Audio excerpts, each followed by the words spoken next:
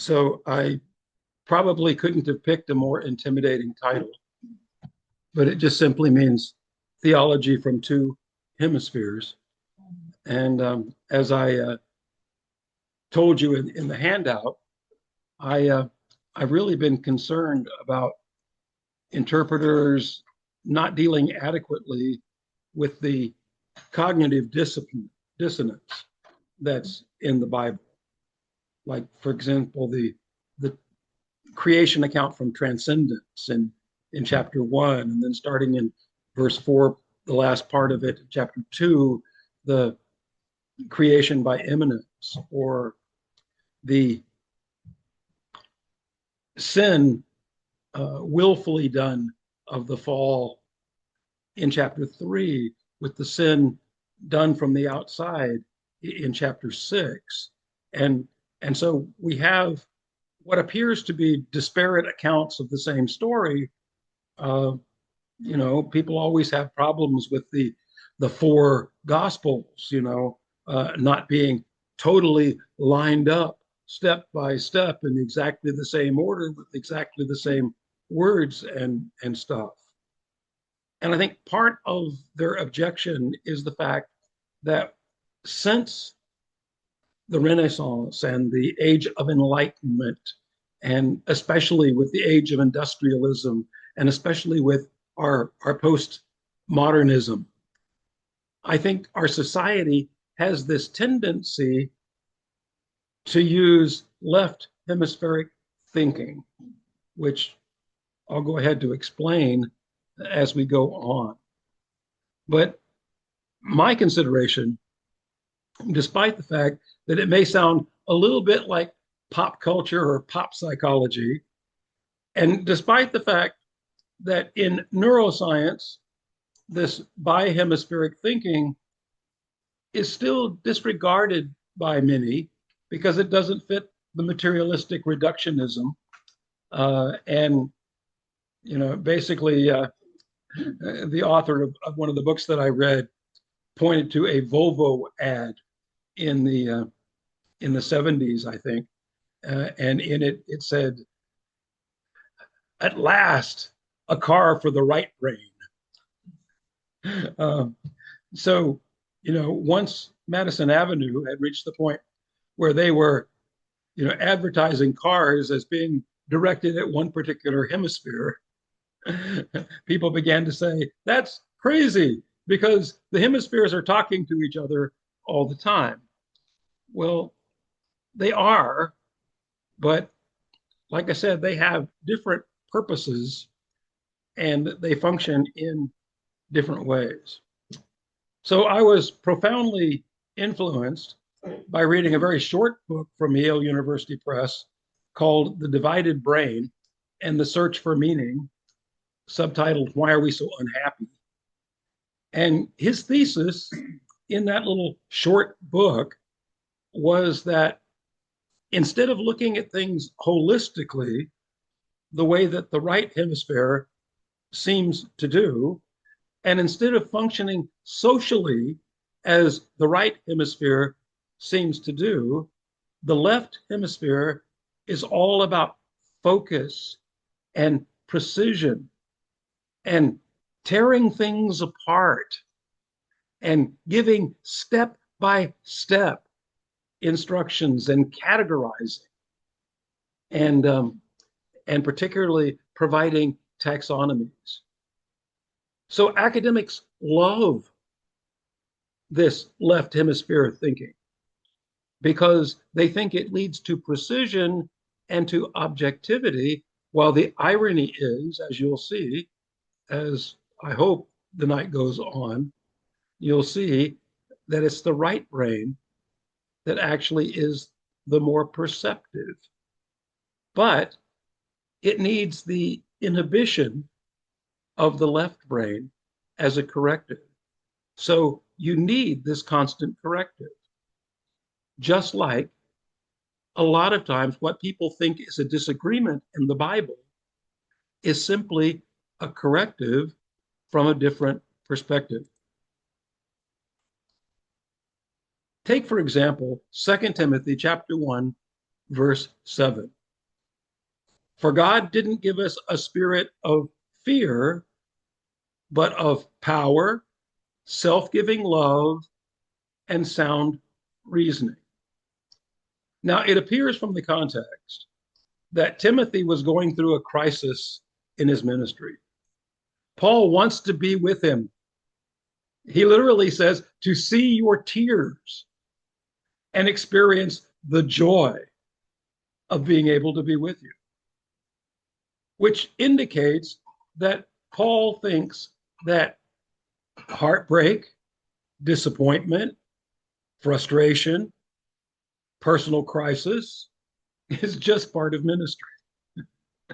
And in my experience, somewhat it is. And it also appears from verse 8 that immediately follows this that Timothy was concerned about Paul's reputation. But Paul is exhorting him to avoid fear by drawing upon the power that is God's gift. This is the word dynamis, power, from which we get dynamo, dynamite, dynamic, that word group. It's power that is usually associated in the New Testament, and particularly with the Holy Spirit. You know, after this, the Holy Spirit will come upon you, and you'll have dynamis, dynamic, dynamite, dynamo power, the power that comes from God. God didn't give us a spirit of fear. He gave us the Holy Spirit of power. And the word for love here is, of course, agape. And it is the word for self-giving love or self-sacrificing love. And then sound reasoning has that root word that you hear me talk about in my sermons all the time, phroneo, which is the Greek word for planning, that was often used by military strategists in the Greco-Roman world to talk about their battle plans, setting up a plan to be executed. But notice the order. We have the power, which comes from the Holy Spirit first, the self-giving love, which God gave us, that we show in a reciprocal relationship with God, and that God expects us to show in a reciprocal relationship with each other. And then the step-by-step, well thought out, logical plan.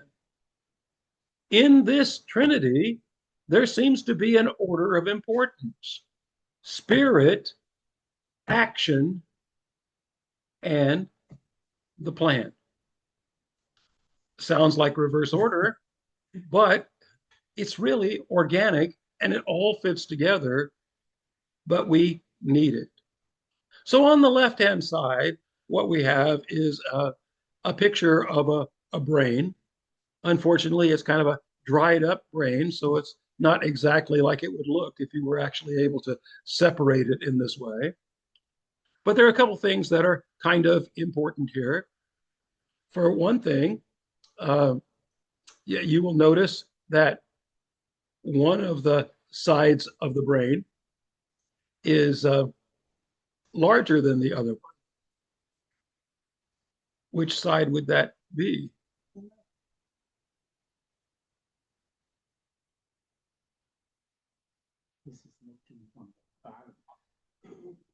Well, actually, what you see is that, and I'll show you a picture later, this is the Yakovlevian torque, which is basically the fact that in reality, our brains are actually at a curve. And so on the frontal lobes, it looks like the left has a slight head start here on this torque, and it looks like the right side is actually bigger, and indeed it is. It has more fluid in it than the left-hand side. They are asymmetrical. And what's this mess in the middle? Looks almost like a bandage. That's called the corpus callosum, if I'm not mispronouncing it. And what it is a band of neural tissue that actually holds the two hemispheres together. as it sits on top of the spinal cortex. Now, the important thing about it is this neural tissue is neural for a reason, and that is it is a communication bridge. It's a transmission mechanism between the two hemispheres. And in a normal brain, the two hemispheres are constantly communicating. Now, of course, if you look at an actual brain, a wet brain like the one on the right side, you see the little part marked CC. And that's what we were talking about. That's the strip in the middle of the dry one, but this is the corpus callosum in the middle there. That's in the context of where it sits, both providing something of a support. In the early days of brain studies, brain anatomy, they thought that was all it was a support to keep the brain from falling apart. But it isn't. It's connective neural tissue, and it does the job. It's the way that the two hemispheres actually communicate with each other. But if you're like me, you're wondering why. If the cranium, what we think of as the skull, starts off when the baby is a fetus as several different pieces, and it grows together, and sometime during infancy, that what we call the the soft spot as laymen in the middle of the baby's head is eventually gonna grow. What is that called again? Okay, the fontanelle. The fontanelle. But eventually that grows together. So if the cranium starts off as several pieces and grows together to become one, why does the brain continue to be two different hemispheres? Why? Well, there must be a reason for it. At one point, looking at people with damaged hemispheres, it was noticed that if one had damage on the right side, one had problems with movement, facial expressions, and speech on the left side. And if one had damage on the left side, one tended to have problems with movement and speech on the right side. Well, obviously, there seems to be some kind of anterior control that takes place. Well, we've observed in birds, for example, like the wry-billed plover in New Zealand, we've observed that the left eye controlled by the right side of the brain, tends to be the one that is usually on the alert when they're cocking their head to pay attention to the potential of predators, to get a big picture, to get a wider picture. The tendency is for the right brain to take over. The right brain has the most of the attention gathering mechanism in the brain. And so they're looking through the left side for predators in general. And that's in general true of all animals, not just birds. But with the plover, it has a little biological assist. It gets its name wrybill because it has a hooked bill, which you can see there.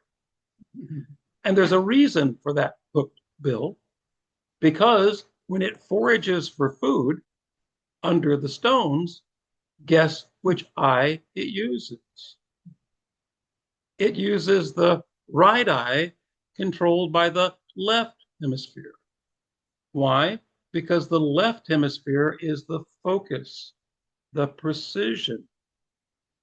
If a bird is trying to pick up a seed out of the middle of a bunch of sand, the bird uses its right eye, controlled by the left hemisphere, to be able to precisely zero in on that little piece of seed and pull it out of the sand. And here, this hook is so that it can manipulate with the bill like a tool and use that right eye to its greatest effectiveness. And although they don't all have hooked bills, this whole idea of the left eye controlled by the right hemisphere being the one that takes in general information that interacts with the wider world, and the right eye controlled by the left hemisphere working to zero in on this intricate stuff, what we realize is that we really need both. Because if the right hemisphere took over completely, it would be like some of us who have ADHD and have trouble focusing.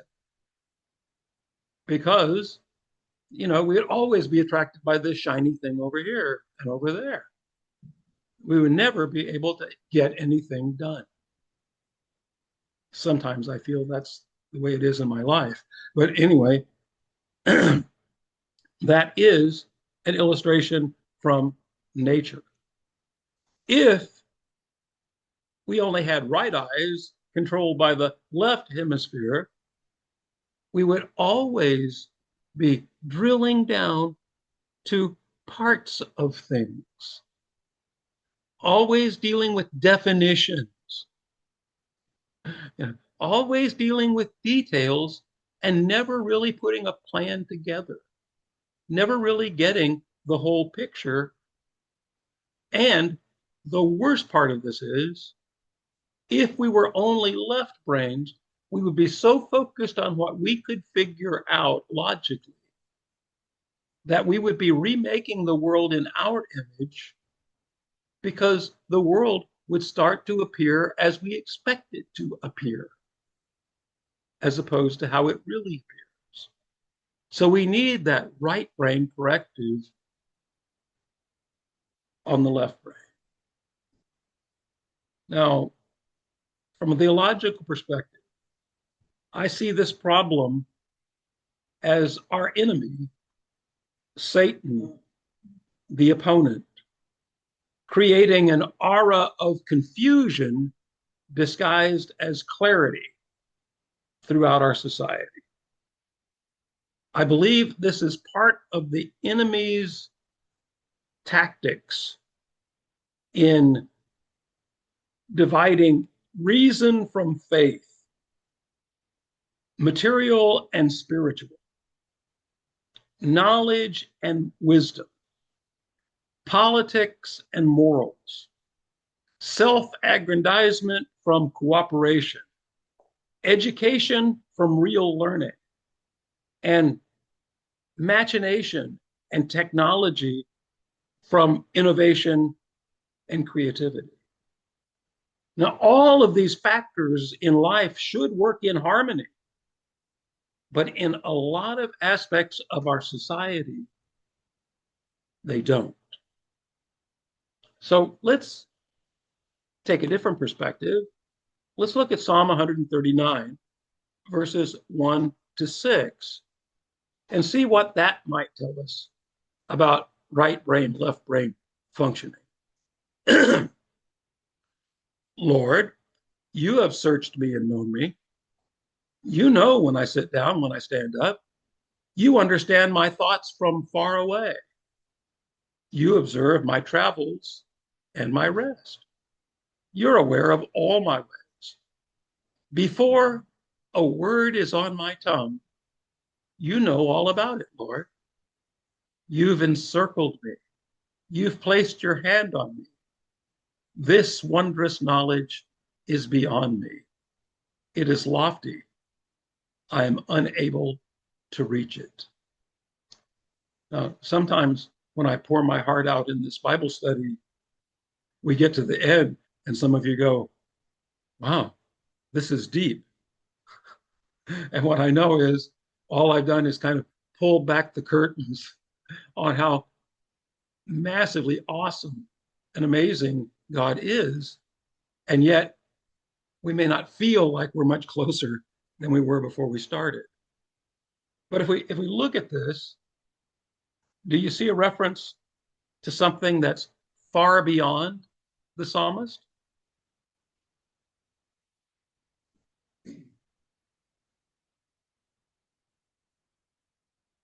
Yeah.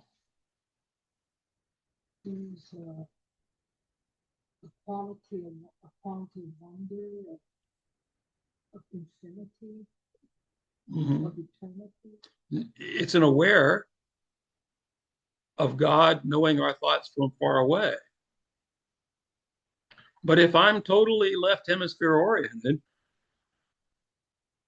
God can't know my thoughts from far away because all there is what I can describe, I can categorize, I can use. Left hemisphere thinking is all about what I can use. Right hemisphere thinking is about communicating what things are so that I can be transformed. Both left and right hemisphere are involved in language, but the left hemisphere says, I speak, therefore I understand. But the right hemisphere says, here's something we need to say. And in verse 4, when it says, before words on my tongue, you know all about it, Lord, that's right hemisphere thinking. You're experiencing something before you can even begin to describe it, before language really becomes relevant on this. And then this knowledge is beyond me. I'm unable to reach it. This is horrifying to materialistic philosophers. This is horrifying to neuroscientists who are strictly materialist. This is horrifying to people who want to be able to define things in their own way. So atheist? Yeah. Not Not necessarily, but the philosophy of materialism is very left brain because it defines before it speaks. So science. Well, not true science. True science still requires a right hemisphere inspiration and perception and attention to detail. True science doesn't say I've got it all figured out.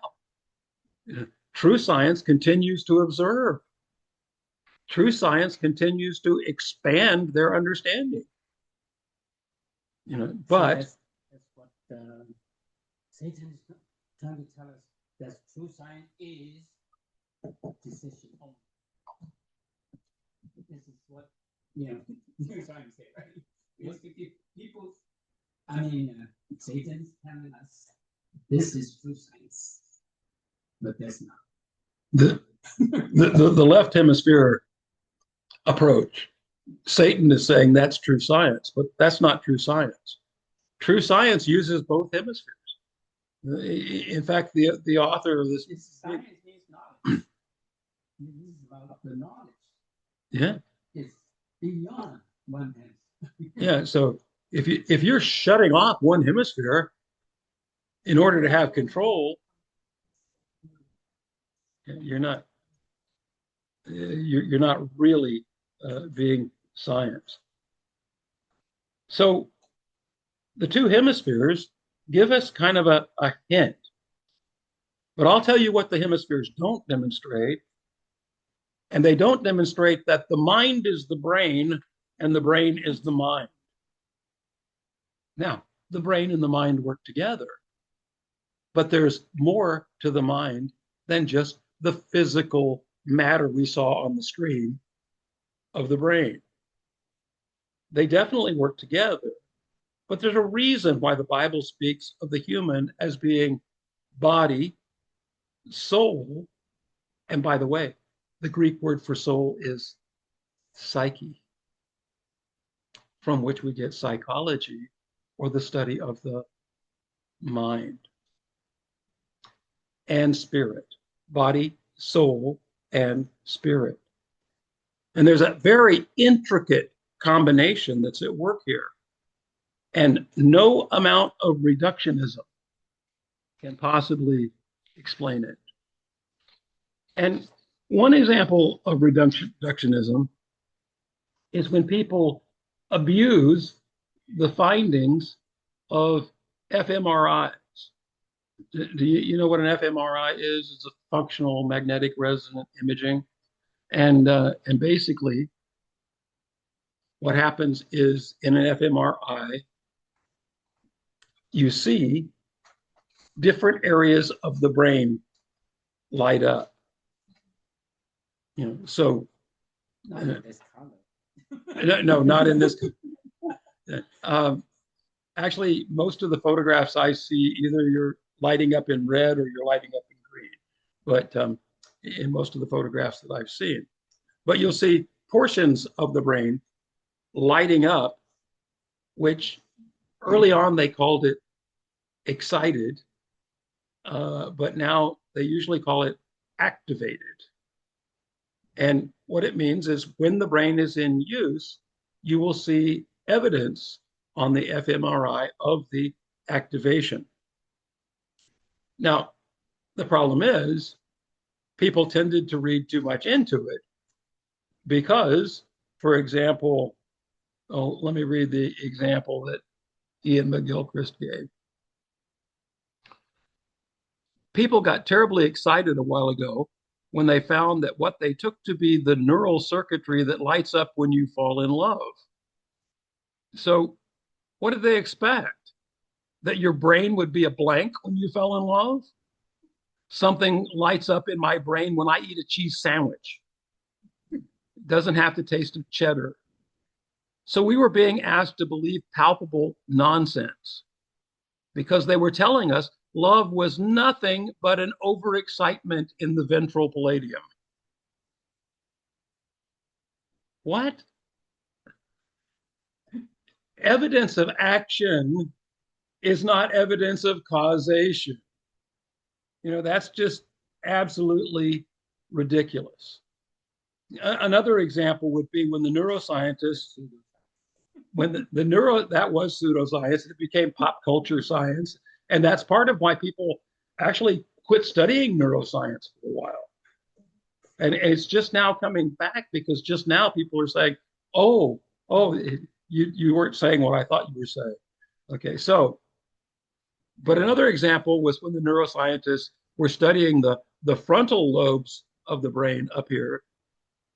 And as they were studying the frontal lobes, they were trying to either prove or disprove the idea of a God zone in the brain. In other words, that the brain was causing our belief in God. Yeah, much like the gauging, basically they were trying to find, some kind of physiological proof that fit their left hemisphere presumption. And as a matter of fact, several studies suggest that religious, spiritual, and mystical experiences are actually complex and multidimensional, and they are mediated by a number of brain regions that are normally involved in perception, cognition, emotion, body representation, and self-consciousness. What does that tell you? It tells you that a spiritual experience is spread out. What a shock. Let's think about Sunday morning worship. That would be, I would think, a spiritual experience. We're trying to communicate with God. We're hoping God communicates with us. Would my emotional centers light up? You better believe that as much as music affects me, that to be singing the glory of God, or even saving my voice by pounding on that drum, You can believe that my emotional centers are going to light up. And as I remember the scripture, and the scripture is reaffirmed, whether we're reading the Lord's Prayer together or saying the Apostles' Creed together or reading responsively, guess what? Some of my more rational centers are going to light up. As I'm listening to the sermon, if the pastor's prepared it correctly, I should be challenged mentally so that some of the logical thinking processes are lighting up. Throughout that worship experience, my brain should be like a Christmas tree. Now, that doesn't devalue the worship. It doesn't devalue the fact that I'm in contact with God. We already read in Psalm 139 where it says, God, you're aware of my thoughts afar off. God, you're aware of what I'm thinking. You encompass all those things that we're doing. But more specifically, let me call your attention. I don't know if you can see, but in the deep blue area on the brain there, you're going to see a number 7. Can you see a number 7? In the blue, there's a little 7.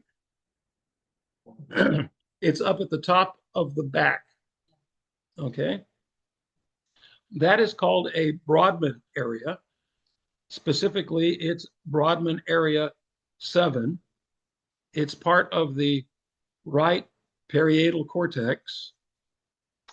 More specifically, what we find is that it is an area that deals with perception. And on this diagram, it's saying this is your attention area. This is where you're really paying attention.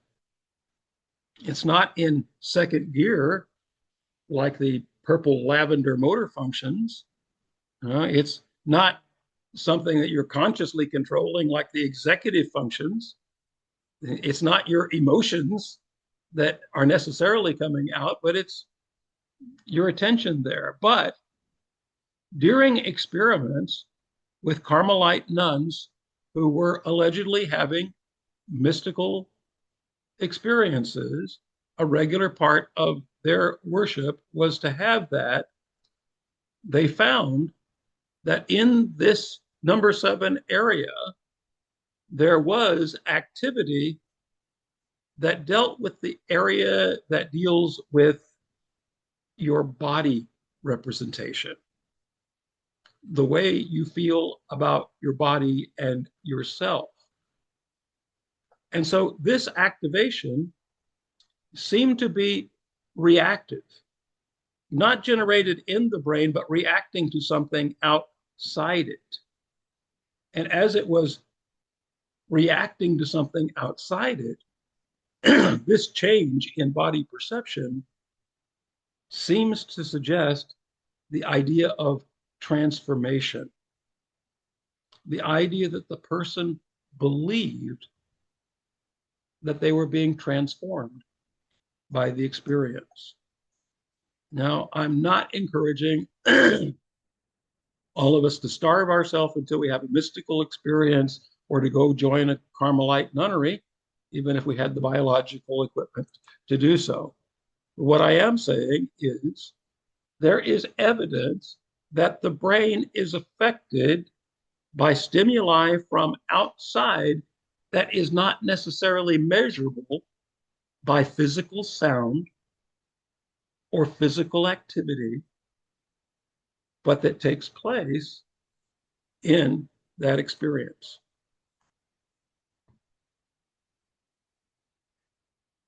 Now, the left hemisphere, as in birds and animals, gives us the narrow beam, precisely focused attention that enables us to get and grasp. It's the left hemisphere that controls the right hand with which the majority of people grasp something. And it controls the aspects of language, not all language, by virtue of which we say we have grasped the meaning, made it certain, and pinned it down. But the right hemisphere underwrites sustained attention and vigilance for whatever can be without preconception. Its attention is not in the service of manipulation, but in the service of connection, exploration, and relation. Now, let me back up and try to unpack that a little bit. In other words, the right hemisphere is about exploring. The right hemisphere embraces possibilities. The left hemisphere says, what can I use? Except I guess if it was the left hemisphere, I should, what can I use? And the right hemisphere embraces possibilities. But anyway, what we have is a painting here that's supposed to represent the Tower of Babel. And I'm not going to spend a lot of time on this because I've done lessons on this with this group before, but I do think we need to look at it. Christopher Watkin, in his biblical critical theory, says the tragedy and pathos of the Babylonian quest, whether traditional, Genesis 11, or modern, is that it turns its back on the name God gives it, which is the only name grounded in grace and the bountiful attitude. And it's not in cold, hard, fickle judgment of the technical attitude. It's seeking to make a name for ourselves that condemns us to a punishing regime of ever inadequate performance, ever more forced and filtered self-representation, and the ever provisional, ever changeable verdict of the social network on the name we've made for ourselves. This is what happens when we turn away from God's name for us, child, my image, my beloved. We substitute this left hemispheric using and grasping. I tried to explain this to Waylene in the sense of what's happening in our universities and even in our secondary schools. And that is, they're becoming vocational schools. And they're becoming vocational schools because the only thing they want to teach is what seems like it's immediately useful. The only thing they want to teach is what can be spelled out and delineated step by step. They don't want to teach the students how to think for themselves because they would think outside of the box. And the current university doesn't want their students to think outside the box. That's why more and more professors are moving away from essay tests that allow students to show how much they know, or at least how well they organize their ignorance, compared to what they call objective tests, the true, false, the multiple choice, and the like. But the problem with that is you're studying to a grocery list and you're not studying to learn. What we need in our society is more people who want to learn. Now, I don't want you to get me wrong here before we get back into the more scriptural study. I don't want you to get me wrong, but there's a corrective that McGilchrist made. I hope I can find it. I had it earlier today.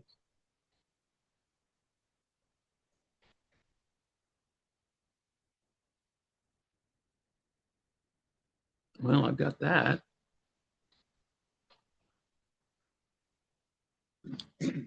Okay. As I also emphasize, both hemispheres take part in virtually all functions to some extent, and in reality, both are always engaged. I don't want to leave the impression it would be a good thing if the entire population had a left hemisphere stroke. I take it for granted that the contributions made by the left hemisphere to language and systematic thought in particular are invaluable. But we also need to transcend it in order to be able to see the whole. So that is a significant thing, and I just wanted to get that. So I ask you to look at Daniel chapter 5, verses 20 and 21, and if you didn't have a chance, I'll just give you the context, and that is Belshazzar's feast. That's the one where the hand writes tekel, tekel, upharsin, weighed in the balance. Mene, mene, tekel, upharsin, weighed in the balance and found wanting. And as Daniel is pronouncing judgment on the son of Nebuchadnezzar, he recounts the experience of Nebuchadnezzar. But when his heart became arrogant and hardened with pride, he was deposed from his royal throne and stripped of his glory. He was driven away from people and given the mind of an animal.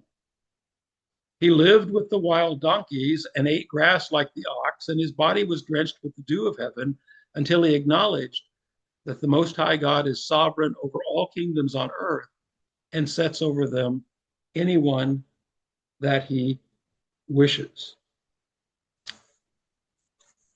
So, does that have anything to do with what I'm talking about in terms of left hemisphere dominance?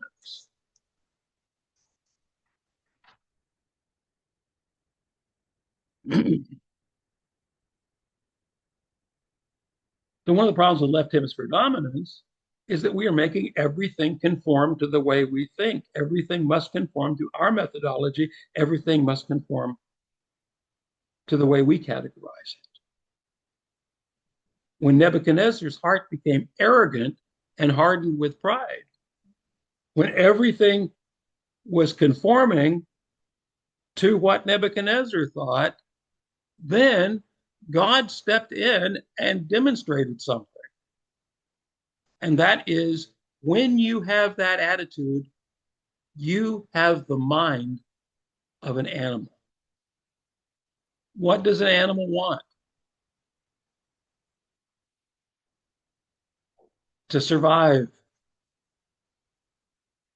and experience pleasure, whether it's eating or whether it's sometimes companionship in terms of a pet. But the mind of the animal is basically going to be left hemisphere driven in the sense of not thinking about others. The right hemisphere is the place where we think about others. So guess what's happening in our culture with left hemisphere dominance in the way we teach and the way we think? We're getting a society of virtual autists, autism, because we are losing empathy. Empathy is a right hemisphere function.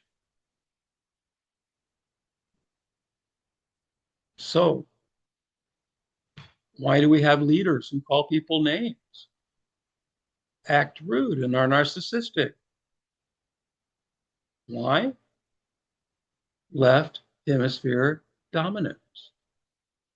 Why do we have leaders who disagree with Jesus? I've never sinned. That's what a very prominent person in politics said. I don't have anything I need to be forgiven for. And yet he is held up as God's choice. Well, this is not just him. It's throughout our society. I can speed and endanger people. It doesn't matter. Nobody really cares. I can defraud people. It doesn't really matter. Nobody really cares. I can get away with it. I don't have to do anything for anybody else. Is it scriptural? No. Is it Christian? No. And yet, this is what is happening in our society. This is where Satan has deluded us.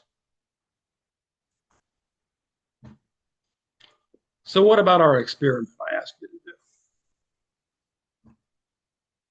to do? A person drew these flowers. Now, the person who drew these flowers, were both hemispheres working? No. Well, from the hints of what we talked about in terms of left and right, which hemisphere do you think was not working for this guy?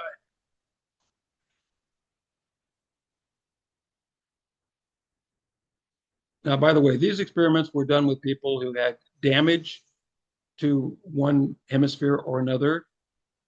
And also in the experimenting with epileptics and with epileptic drugs, they also disabled chemically, artificially, the right brain and the left brain. So we don't know whether this is a person who's actually, these are people who were actually damaged, but we have are three people who drew flowers.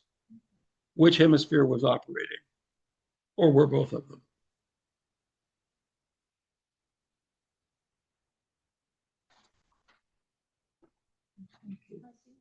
Oh. Okay. Jenny thinks it's both. Yes. Waylene thinks it's left. Both are No. Oh, working. I said both are working. Not no, this one is not. You're asking questions. You Yeah. tell me stop working. Right. You mean based on three different people drawing three different people? No, this is one person. No, this is three people. Three. That's Three what three people. Yeah. Three each. Yeah. Three people. Each of them were. But I thought it was, when I look at I was listening to you. It's three different people, and some of yeah, them but have there's some three, there are other pictures. there are other pictures. Yes. Yes, of I course. thought the three were one person. No. Oh no. I don't know.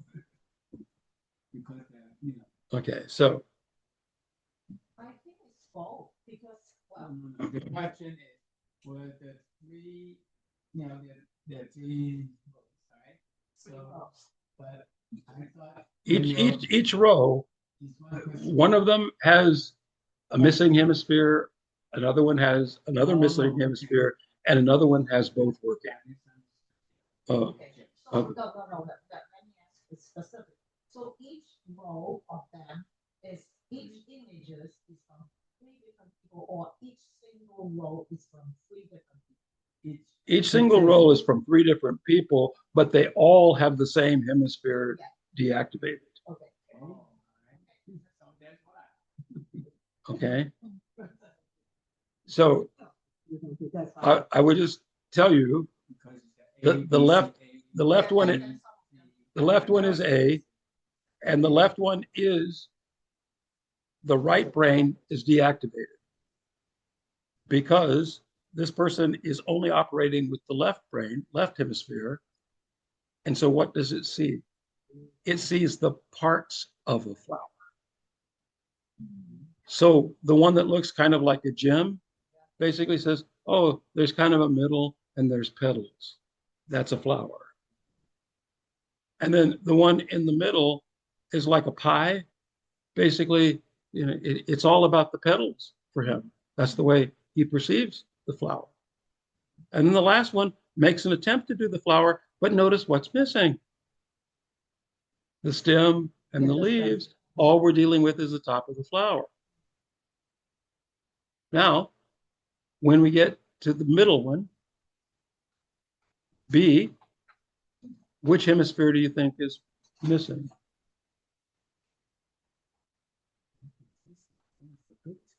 Well, they're pretty good drawings, but the left hemisphere has been deactivated here. The right can process some of the details, but the right does have a holistic view, and the right can do a reasonably good job. And also, people tend to say that artists are right-brained, but part of that's just because they encounter the world through an exploratory attention. That's how they pay. But I disagree that, yeah, as an artist. I would say you still also need the left brain because That's maybe it will more dominate in one when you're trying to, carry out things. But I disagree that we have to have both to function as a human being. I think I've been saying that all night. We have to have both. But my point is that having left hemisphere dominance is a bad thing. And even with the right hemisphere dominance in the middle, basically, you still have a reasonably good representation, but you don't drill down as much in detail because when you look at both, which is C, what you notice is a little bit of attention to the veins and the leaves down in that bottom one. You don't see the veins and the leaves in the middle section. You see that the leaf and the stem is a vital part of the thing. And even though the person in the middle of the last column, doesn't really have the same artistic ability as the other, still it sees the flower as a whole, stem and center and petals. But yes, of course, we need both hemispheres. That's why God gave us both hemispheres. But we need to be careful with our society's bias toward technologizing everything. Again, let me emphasize the problem of left brain dominance with this. Once again, it's different people. All of these have their right hemisphere deactivated. So a cube. Look at some of the strange representations of the cube. A table. It looks almost like an easel there at the bottom, or even in the middle. And a tree. Not very convincing. And a person, I guess the stick man that looks like a musical note is probably the closest.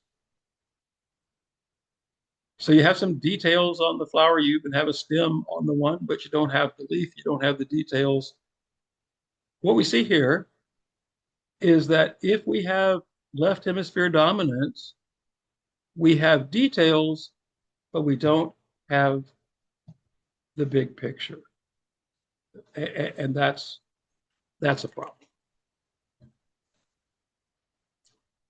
Now, do you remember what David told Solomon in 1 Chronicles 28:9? As for you, my son Solomon, know the God of your father and serve him wholeheartedly and with a willing mind. For the Lord searches all hearts and understands every intent of the thoughts. If you seek him, he will let you find him.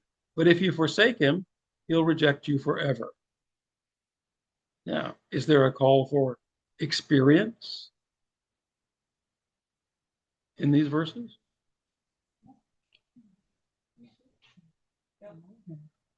To know him. Yeah, knowing and serving, that's experience. And is there a call for a careful, deliberative consideration of God?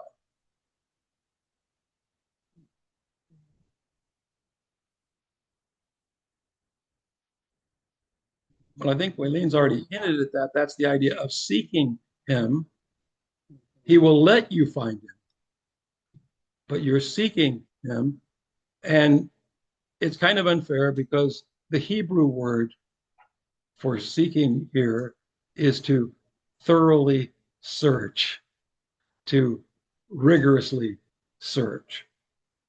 So if you rigorously search for him, he will let you find him. It doesn't say you will find him, it says he will let you find him. Once again, even as he's saying this, David is emphasizing the sovereignty of God. But there's a warning against reductionism, at least I think there is, if you forsake him. Why would you forsake him? You've probably heard people who claim to be agnostic and are really atheists who say, I don't need God. I don't want God in my life. That's very much left hemispheric thinking because you are conforming the world to your methodology, your way of thinking, your step-by-step instructions. How about Paul's admonition in Ephesians 4? Change the former way of life that was part of the person you once were, corrupted by deceitful desires. Instead, renew the thinking in your mind by the Spirit and clothe yourself with the new person created according to God's image in justice and true holiness. Therefore, after you've gotten rid of lying, each of you must tell the truth to your neighbor because we're parts of each other in the same body. Does that have anything to do with what we've been discussing?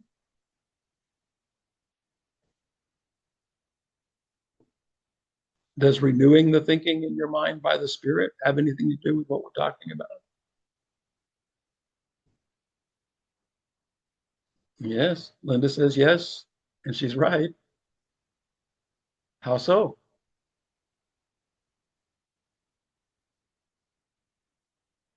Well, by the Spirit emphatically means it's something that's coming from outside us. It's not just something we're tricking each other with. Just because sometimes God speaks with an interior voice doesn't mean that it's something that we've made up. Because usually when God speaks with that interior voice, it's the opposite of what you're expecting. When I was walking across that college campus during my last year of high school, headed for a law degree, I hoped, going into politics, I expected, and all of a sudden that interior voice said, you can do that if you want, Johnny, but you'll be miserable if you don't go into the ministry. What? My father was a minister. I saw the hard life he had. I saw what my mom and we had to put up with. I didn't want any part of ministry. But you know what? I had no doubt where that came from. And now I have no doubt that it was the right choice, not because ministry is so great, but it was the right choice because law would have been such hell for me. It would have been awful. In order to be renewed, we have to encounter that which is beyond us. In order to be renewed in the mind by the Spirit, we have to encounter God who is beyond us. Now, let me show you something that I learned that I didn't realize, but I tried it as an experiment in preparing this slide. And it happened. So let's say that our goal is to bifurcate this line, divide that line into two. Ideally, we're going to divide that line into two right in the center arc. But with, well, no, I mean bifurcating the line, not not slicing it in half because you just have two parallel lines. But anyway, no, I'm bifurcating the line. But what I read in this book was that the right brain exerts enough influence on us that most of us, when we go to bifurcate this line, are going to place it left of center. And so I just drew the line, trying to put it in the center, and guess where it came? Left of center, just like you said. I didn't rig this. I didn't make it for the sake of the observation. I said, I wonder what would happen if, as I'm drawing the diagram, I draw it right in the center. It isn't right in the center. It's on the left of the center, which means that my right brain was pushing it over. Our right brain and our left brain are constantly in communication with each other. And I know that's an imprecise way of referring to it, but that's a pretty good indication that we are influenced all the time. The problem is that the reductionism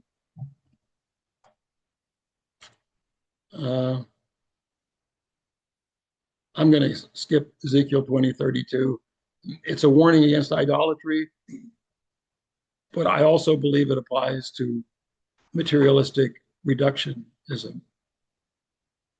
But more importantly, how do you think this two-hemisphere idea fits with Paul's challenge in Romans 12:2 for the renewing of the mind, or actually, it's really transforming of the mind?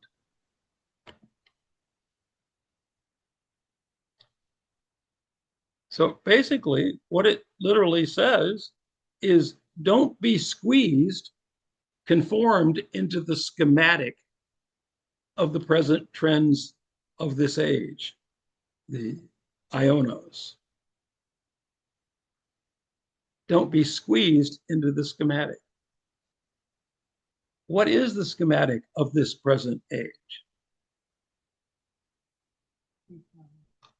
Make money, yeah.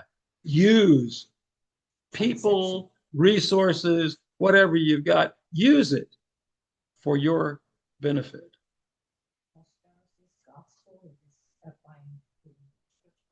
Sure, prosperity gospel. That's the schematic.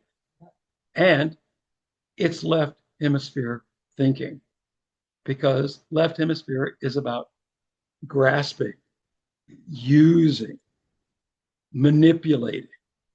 That's left hemisphere thinking. We need the right hemisphere to be a corrective. So Paul says, don't be squeezed into the schematic of the present trends, but undergo an organic metamorphosis. Organic? Oh, yeah. That's those two sides of the brain communicating over that neural tissue, that corpus callosum. Why have this organic communication? In assaying, that's the idea of testing the value of the will of God to find out what's good, what's pleasing, and what's lasting.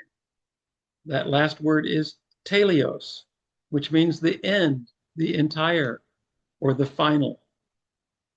It's that far off goal. We cannot know the will of God with only our left hemisphere. It takes the organic metamorphosis of having our minds made new again so that we know what's good because God said so, what's pleasing because we're in relationship with God, and what's lasting because only God knows the final goal.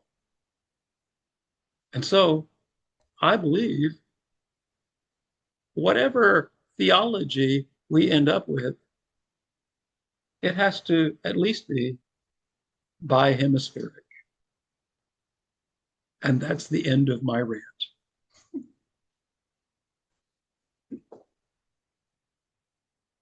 So that may not be exactly what you were expecting tonight, but that was my experiment in trying to make this real. What'd you say? Mr. Zane is here, yeah. He arrived right after the prayer. So Yeah, I'm still here. yeah, Yeah. earlier, because you're usually here earlier I said, oh, maybe Mr. Zane's not here. Maybe he saw that handout I sent and scared him away. Is Yeah. Camille there? Is Camille there? No, I don't think she's back yet. Okay. She's supposed to get back today, but I don't know what time. But we have Linda and Chi and Charlotte and Philip and Jenny and this beautiful woman I call Whaley. Okay. Okay.